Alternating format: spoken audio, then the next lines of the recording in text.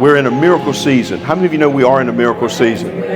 This is not hearsay. This is not what somebody heard, but this is a documented event in a medical journal. There was this young boy who was born, and from the moment of his birth, when they started to feed him, he would throw up everything, and he couldn't hold anything down. Finally, after a series of tests and trying to figure out what was happening, his stomach was paralyzed. It was paralysis of his stomach. He was born with it that way. Stomach was dead, basically. And so what they had to do in order to preserve his life was to do surgery, put tubes in him. 2 is what they put in him, and they began to feed him. And he lived that way until he was 16 years old. And then they were in a service somewhere, and the mother went up to the pastor talking about miracles and how God can perform miracles. And she asked the pastor, and she said, "Would you pray for my son?" And he said, "Sure, we'll pray for him." The pastor laid his hands on the shoulder of the young boy and began to pray. When they sat down, the boy looked over at his mother and he said, "Mom," he said, "I felt something like electricity go through my body when he laid his hand on me." He said, I believe I'm healed."